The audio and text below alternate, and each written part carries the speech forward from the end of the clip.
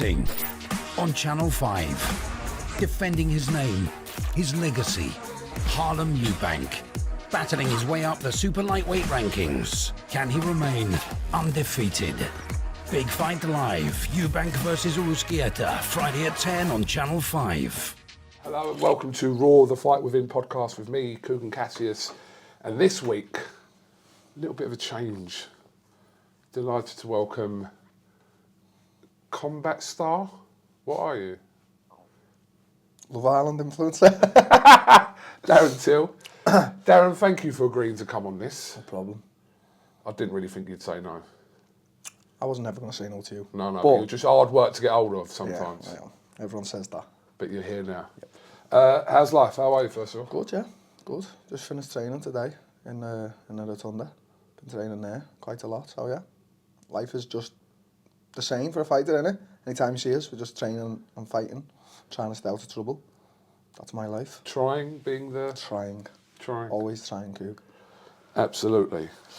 Right, I'm going to tailor some of these questions to suit you because I know your background and your future potentially may involve boxing, we don't know, but I'm going to tailor some of the questions around, your kind of expertise in combat sport. Darren, what was your first ever memories of either boxing or MMA? Like, what were the first ones? Either or?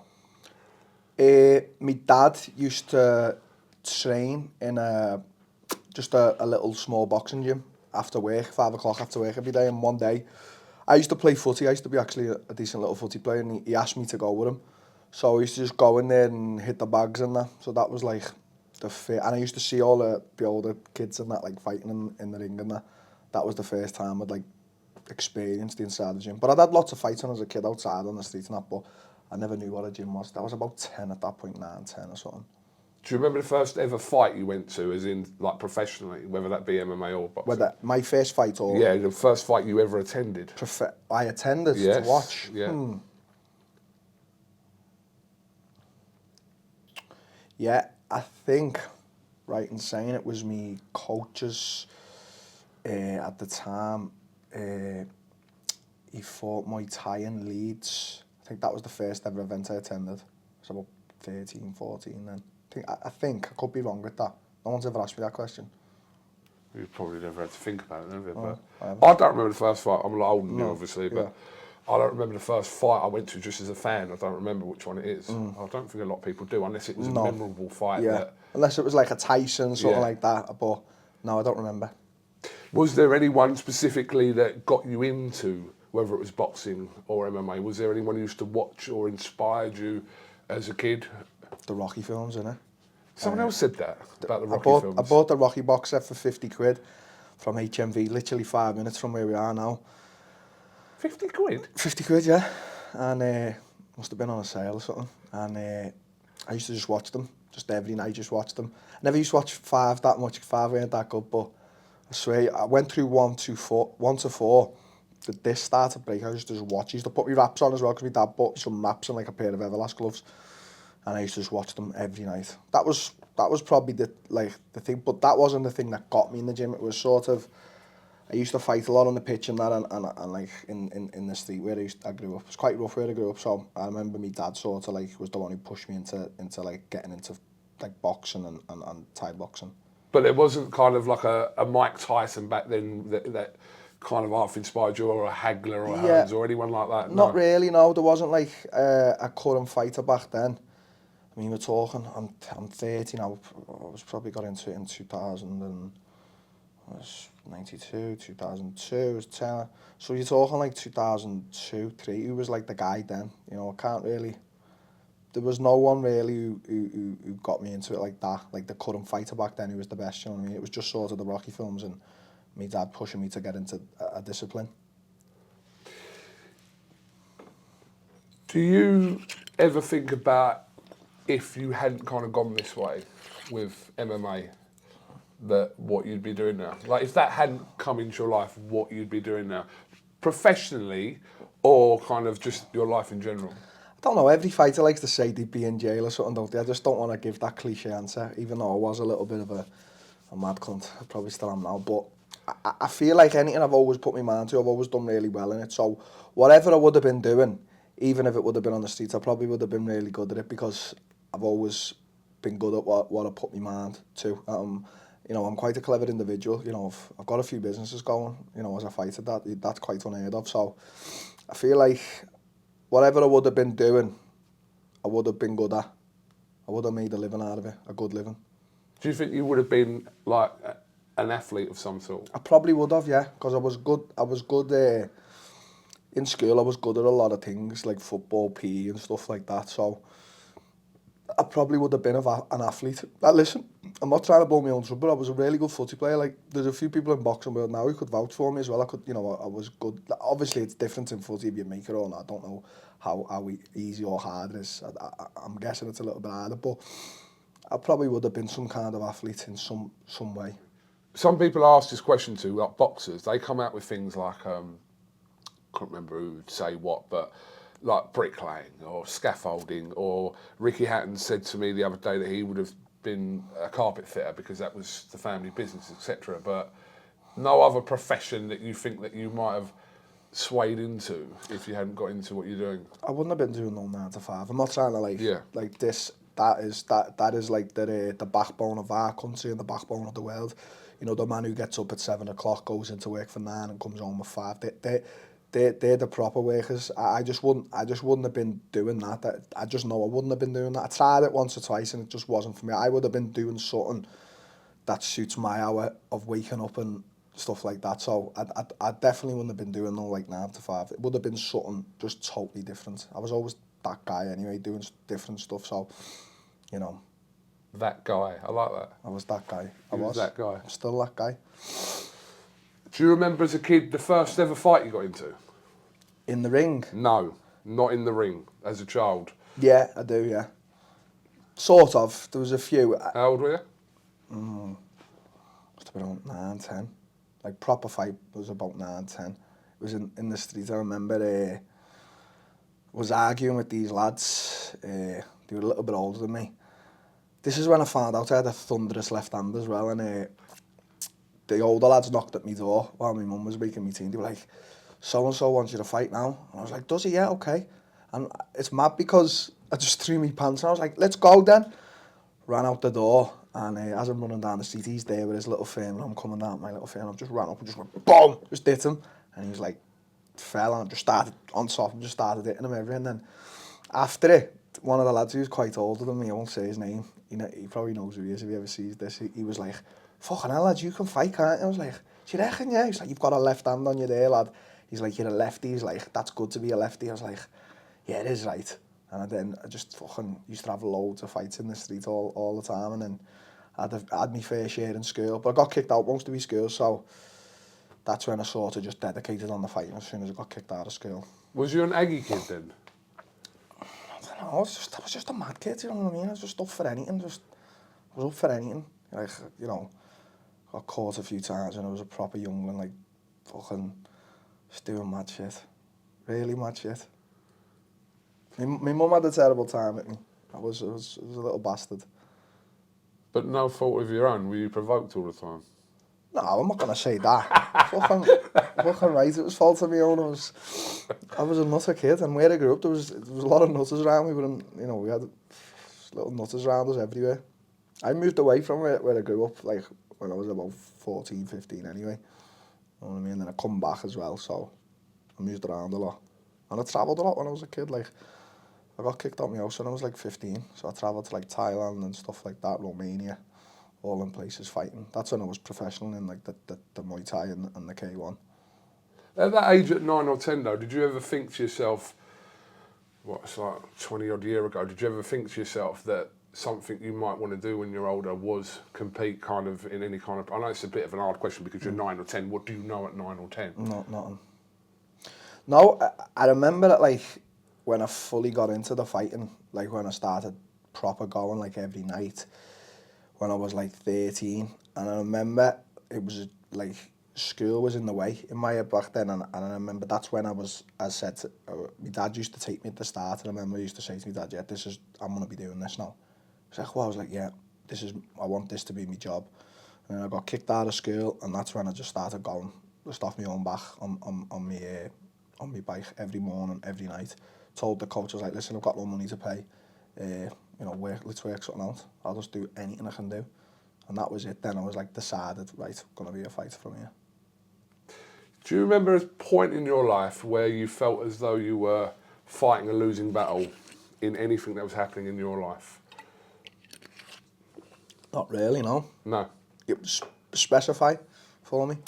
Just something that was happening in your life that whatever you were doing, it just weren't happening for you? No. No. I think, and even at this point now, I've always been a guy to accept the bad with the good. I don't feel like a lot of people can do that. Like, so when you have losses or let's say setbacks in your personal life, other people deal with them differently. I've just always dealt with them like it's just a setback. I haven't dealt with it any other way. You know, I haven't thought fighting a losing battle here. Do you know what I mean? Got a good mind for the fight game, really have. So your mind, you're saying pretty much is trained not to kind of think like that you are in that situation of fighting a losing battle. Is it just to get through it? I'm not saying it's trained because I'm not saying I've trained my mind to do that. That's just the way I think.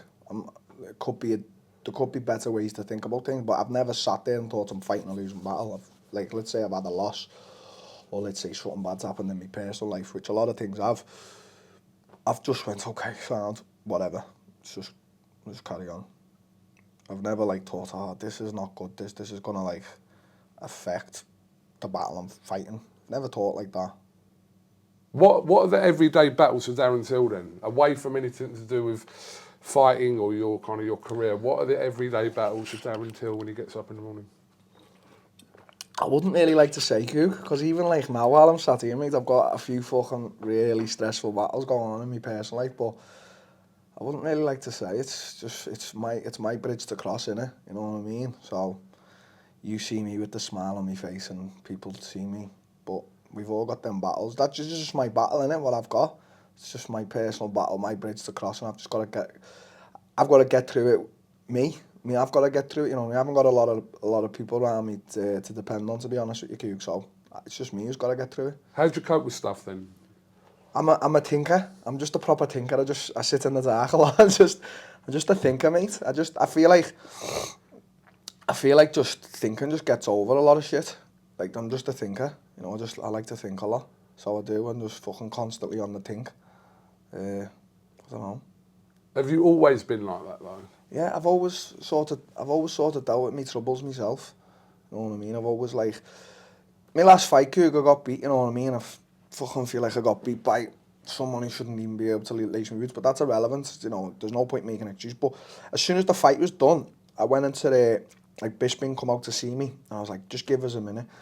And I went into like the green room, as they call it in the UFC. I don't know what they call it in boxing. And I just had a minute, and I just fucking put my phone to the side, and I was like, right, I'm gonna make a video of mistakes where I feel like I've gone wrong.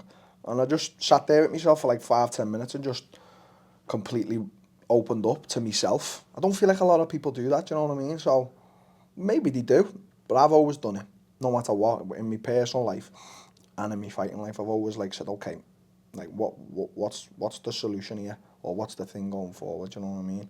That's how I've always dealt with things. That's a good way to be. Not everyone can be like that, but if you almost taking time out to assess what's going on, and it's almost like you're listening to your own advice in that respect. I don't know, like, I don't really show the mature side of Till a lot, but even in business, like, when I'm in business with my partners and that, I just like to take stock on account of, like, me, like, I don't know, I like to sit there and go, right, what have I done wrong in this situation? Or like, let's say I've had fallings out with people's, you know what I mean? I don't go, I fell out with them, I'll fuck them. I always think, okay, well, why are they angry at me for this, and why am I angry at them? Okay, sound. And, you know, can it be mended, the relationship? No, not really. Or do I want to mend it? Like, there's things there that, you know, even with some of my family and that's just relationships that can't be mended.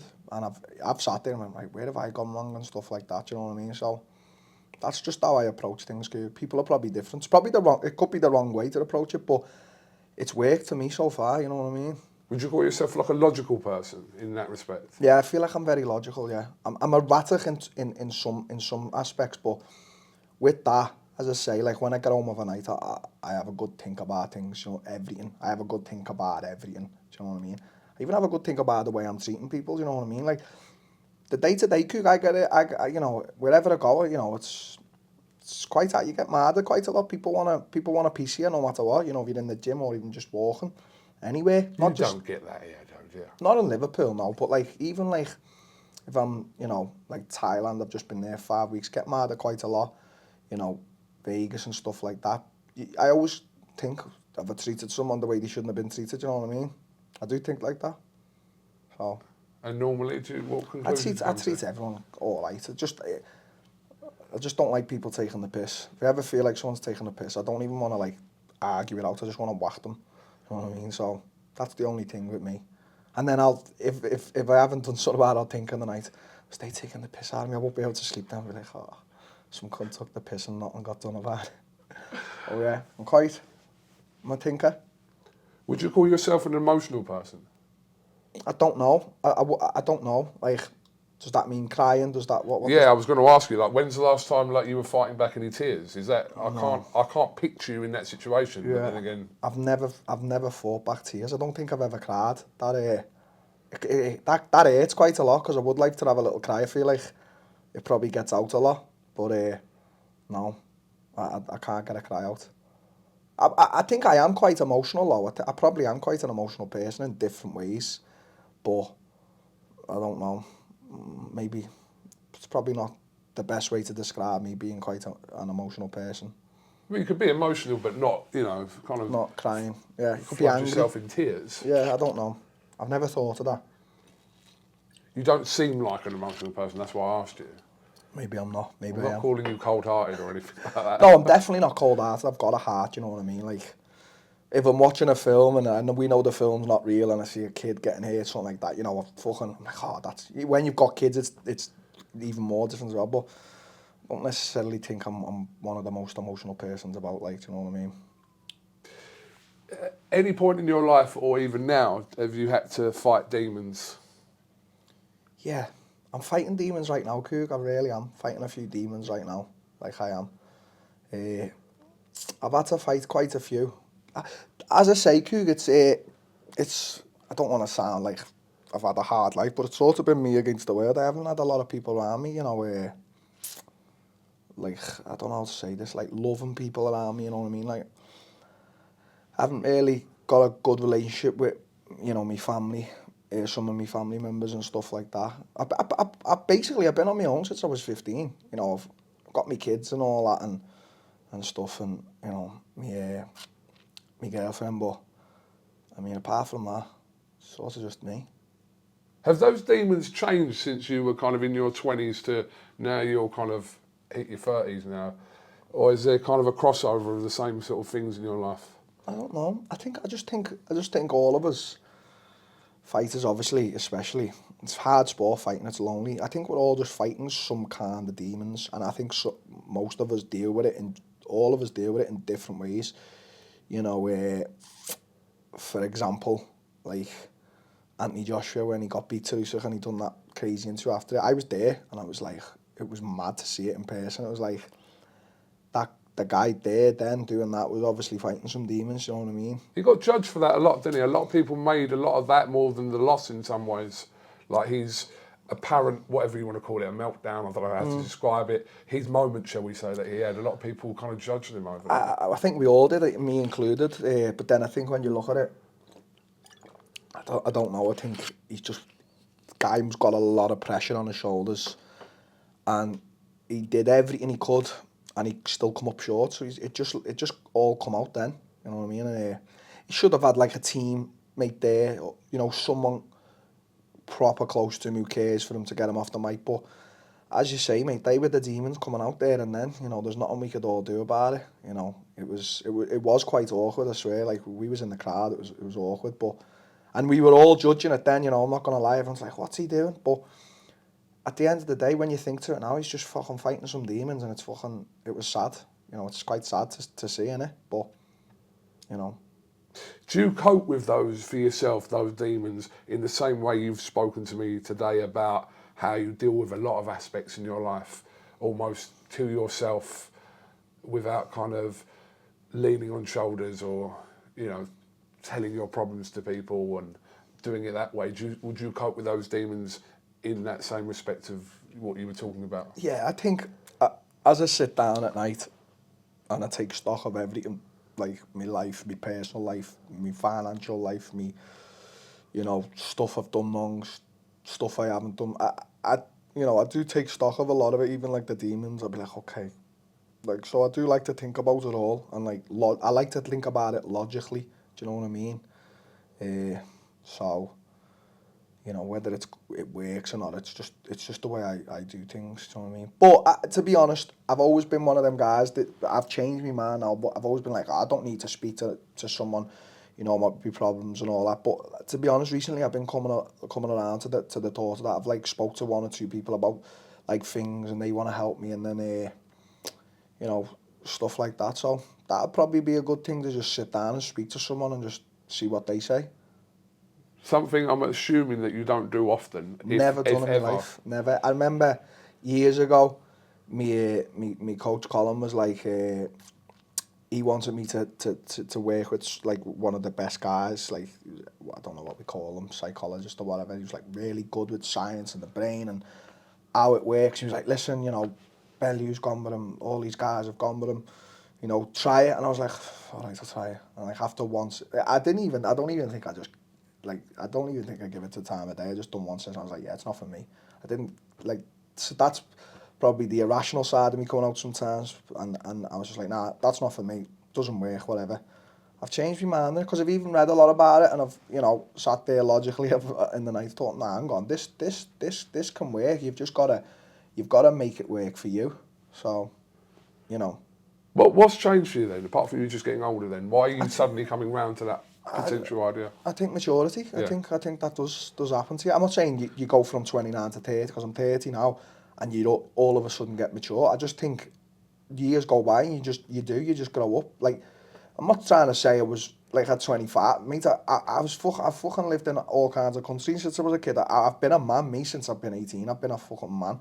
But you just get older, and your brain just opens up to certain things that 5 years ago you wouldn't have never like give any time to. Do you know what I mean? Mm. Where does your fight spirit come from? I don't mean fight in terms of physical sense, I mean a mental sense. Where's that being instilled from as you've been growing up? Where do you think it's come from? It's come from me. Yeah. Like, no one was a fighter in my family, really. Me dad's a fucking big guy. He's very menacing to look at. He looks like a Neanderthal, actually. Like, he looks like a gorilla. But it's come from me. It's just, I started fighting. I was like, right, what do you want to do? And I was like, right, I want to be one of the best. I want to be fucking skillful and that, you know what I mean? I'm still fighting a good fight at 30, you know what I mean? Like, money and all that's important, but it's always been about being a fucking brilliant fighter for me. That's what the goal's always been. So that my spirit comes from me. Most of the things I do in fighting have come from me. My inspirations, my spirit, it's all come from me. You know what I mean? Would you say in any point of your life that you've had to encounter any form of depression in your life? I don't know, Q, because I don't know. I might have suffered, right, with my own piece of depression, but I might not have known it was depression. I might have just fobbed it off for being like a bad day or a bad week or whatever, because I don't actually know what is real depression. Like, for me, in my mind, real depression is when, I don't know, because I've had times like this where you can't get out of bed and you're just feeling really fucking low and depressed, low and down, I'm gonna say. But I don't, like, is depression something that it becomes a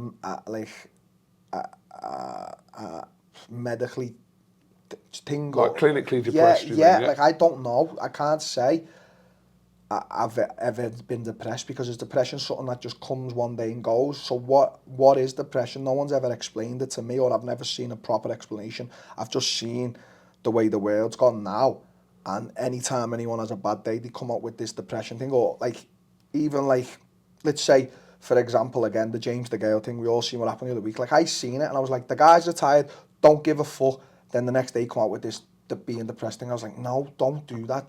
This is what I do. I just front it. Yeah, I've done that. Shouldn't have done it. Sorry to the kids. You know, I'm a role model. Blah blah blah. You know, I'm finished fighting. I haven't got much to look forward to. Boom, that's it. All that, like, oh, I'm depressed. He probably is depressed. I'm not trying to get away from it, but I just feel like as soon as something negative happens in someone, like me, if I go out tonight, right, and I cause a storm, which is very possible, yeah, and the next day it's all over the world, which has happened before to me, and then the day after I go, God, listen, I'm depressed. Like, I just don't know. I don't know. I just don't think that's the way to do it. Like, because what is depression? So for me, it's too easy nowadays for people to say they're depressed or struggling with mental health. Like, what is that? I don't know what it is. Maybe I have had it, maybe I haven't. But until someone sits me down and explains what depression is and mental health is, I can't sit here and say I've had it because I don't know what it is. Yeah, because I've spoken to quite a few boxers about this, and some people have had that kind of, or in between that answer of knowing that they've gone through a certain thing where they believe themselves to be depressed, but then what you said there as well about having a bad day and not getting confused between having a rough couple of days or a rough week to actual what depression is. But do you think that depression is in like boxing and even obviously MMA in combat sport, because it's like a guarded world in that way, isn't it? 100%, it definitely exists. If not in anything else, probably the most in fighting, MMA, boxing, and all these combat sports, because there's just so much pressure for a lot of it. Even, you know, you could be having the worst day of your life, and like someone could come along and say, oh, they could get you on the spot. You want a 15-minute interview, and you could treat them bad, or someone could ask for a photo and stuff like that. You know, there's a lot of pressure on being a fighter, but like for me, like I just can't comment on what it is. Like, I don't know what it is. So like I seen obviously recently as well, like all the Conor Ben thing. Conor was saying in an interview like he was a little bit depressed after all this. Like, so does it just come on you straight away when all things are like? I've had a bad few weeks myself, to be honest, in my personal life, but I mean, I've had a lot of time on my own the past few weeks over stuff, some stuff and that I don't need to go into, but I mean, I can't sit here now and say I'm depressed because I just don't know if I am or not. I don't think I am. I've been in the gym, I'm jolly, I'm happy, you know, I'm going to see my friend now for some food. It's just like, I don't know what to say. I'd probably like to sit here with like Tyson Fury or something and say, like, how was that time when you were depressed or you were suffering, whatever, because he got dead big and he was doing all what he was doing. I mean, I just don't know, mate. I don't know what depression is. Yeah, I mean, you mentioned Tyson Fury there, someone who's been an advocate of everything He is, yeah. He's been through in regards of, mental health, etc. I mean, you spent time with Tyson in the past. I remember he was up here, when was it? A few years ago. He's up here all the time, to be honest. Yeah, Tyson's he's a proper advocate for it, and to be honest with you, I think as much as Tyson's gone through it, I think Joshua himself has gone through it, and I think even, for example, people like Wilder and stuff like that, like, I can see in interviews Wilder now to back then, like, he's just a totally different person, and it could be the punches, it probably more than like is, you know, some of the punches, because you're taking punches from heavyweights, but could be a lot to do with like depression and mental health as well, do you know what I mean? Like, I don't know, mate, it's a tough whole life being a fighter, innit? You're around fighters more than me probably, so, you know, you probably see if some people are having a bad day or a good day. Yeah, I see it from an outside perspective. Being around fighters literally like every day of my life, I'm around a fighter or people around in boxing. But I think I have always been interested to know that I think a lot of people in combat sport, whether it's like I said, MMA or boxing, have gone through that. You probably would never know that. Do you know what I mean? And you've said yourself, you may have had it or may have gone through it and you may have not known it. But that might be like that might apply to a few different people. I've had bad times, right? I've had bad times, but I've never had times, right? This is how I'm going to try and explain it now, what I think real depression would be. I've never had times, right, where I don't shower, I don't look good in the face, you know, where I haven't brushed my teeth, where, like, you know, I can't eat a decent meal, you know, I don't get something done that's not, like, you know, if I wake up, I've got shit to do. Like, apart from gym, I've got shit to do, mate. I get it done. Whether it takes me a day or two, I still get it done. So, I've never had that where I wake up and don't get a shower, where I wake up and can't, like, eat a proper meal, do you know what I mean? Stuff like that. So, I think if all that started happening, I think that's what I'd class depression as. You know, if I was getting up and I can't even shower, I can't, me face, you know, your presence is what, you know, you see someone, your presence is what your presence, and I've always had a presence me wherever I go, you know, whatever room I walk into, and it's to do with the way you walk, the way you carry yourself, but the way you look as well. Like, is your hair all over the place? Have you brushed your teeth? You know, what is your skin? Is your skin looking like it should be? Like, you're meant to have nice skin, no matter what, whether you do drugs or you do whatever. You're meant to have a nice skin. You're meant to take care of your physical appearance. I'm not saying be a girl or nothing, but it doesn't cost nothing to get a bit of soap on your face, brush your teeth, fucking warm water. You look fine, trust me. So, like, I've never not been able to do that. So I can probably say now, 95% I've never been depressed. Now, I feel like if let's say, for example, Conor Bank is waking up and can't do that, which I don't think he is doing because he still looks fresh-faced, then he's probably not depressed. He's probably just having a bad time because of all the dramas now. So that's how I'm going to class depression. Okay. I get what you're saying. I mean, do you understand what I'm saying? We can't always, obviously, we can see the happiest people in the world out and about. It doesn't mean that, obviously, they're not going through whatever they're going through. But I get what you mean for yourself, that if you weren't doing those things, you would then question, is there something wrong? Yeah. That's yourself, how I'm going to, like, for myself, class it. Like, if I had to do something, go and see someone or something, and then I couldn't see them, just purely because I was just, then I'd say, right, oh, something wrong with me, I don't feel too good. See if I'm having a bad day. And if it carries on, let's say we're 3 weeks in now, I'm going to go, right, I'm feeling a little bit depressed here. I'm depressed. Okay, I need to get out of it myself or sort it. You know what I mean? That's how I'm going to class it. You fight for yourself, your kids, your missus. Who fights for you? Who's there in your corner? You mentioned at the start of this about not having that many people kind of behind you, or you can rely on, shall we say, that are there for you throughout any situation. But who's there for you? There's a few people. There's probably a good solid 5 to 10 people who are there for me. I don't need to name them. They know who they are. I know who they are. Whether like it's from a year or two ago or year two in the future. But I mean, I fight for myself and my kids and my family, obviously. But you know, it's tough, innit, to say, because people come and go in your life. So I don't know. Like, if you're there for me, you're there for me. If you're not, you're not. It's like, I think you as a fighter, me as a fighter, I just need to know who is there and who isn't, and you know, that's it.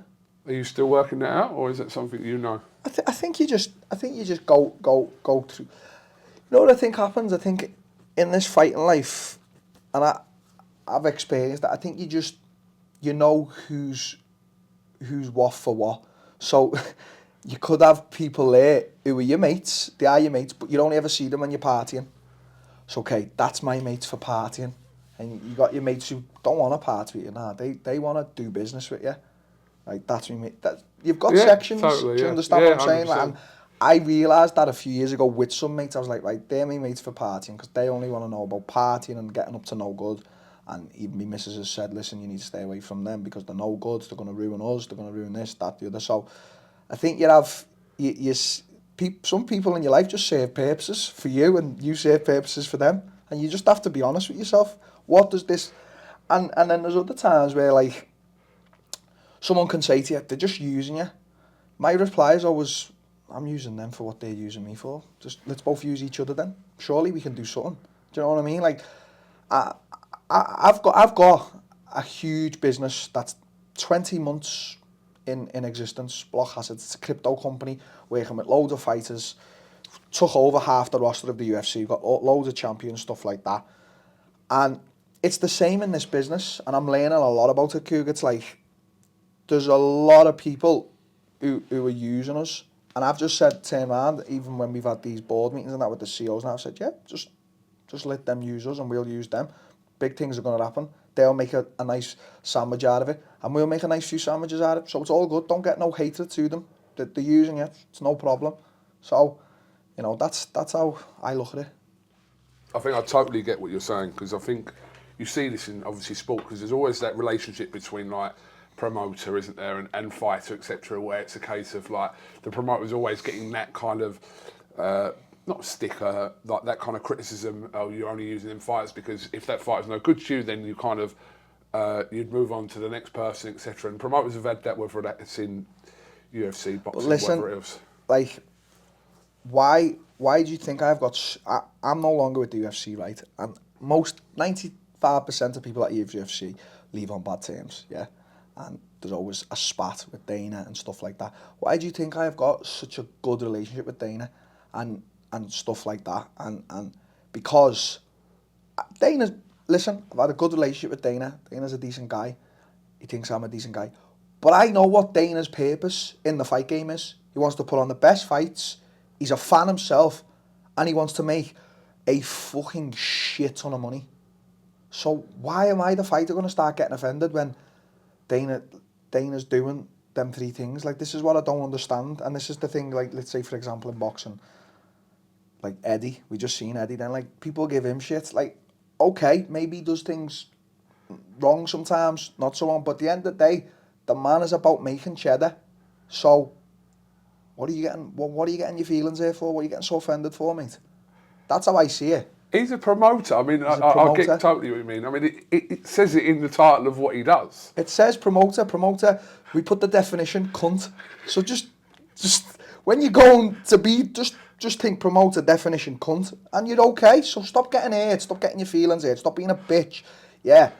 And you'll be okay. That's why me and Dane, I could literally text Dane, and I'll bet you in 5 minutes he would text me back. I bet you any money he would text me back. We're okay, we're good. Do you know what I mean? So that's my advice to all these young fighters coming up, and even all these fighters who seem to be getting the feels. It's different. Obviously, sometimes promoters deal. Let's say they do a snaky thing and stuff like that. You know, I've had it myself. Like then it's different. You know, you confront it. You like, listen, you fucking snaked me. You done this. You done that. Listen, it's a problem. But apart from that, don't be getting your feelings hurt about fucking promoters. It says in the dictionary, cunt. So just, there it is. It's there for you in black and white. Love the way you put that. But I think the reference to a fighter promoter is pretty much similar to life as well, isn't it? About, you mentioned there about people using you for certain situations and you using them. So who's using who? Just use each other if it works, and you can be polite about it. If you can kind of, whatever that situation is, whether you're earning money or whatever, then as long as both people know the score with things. I think through life we're all using everyone, aren't we? Bar a few people who are really close and who you care and love for in your life. Like where you like, there's people I don't speak to currently that I still want to do good no matter what. I don't want anything from them. Like, I just want them to do good in life, no matter what.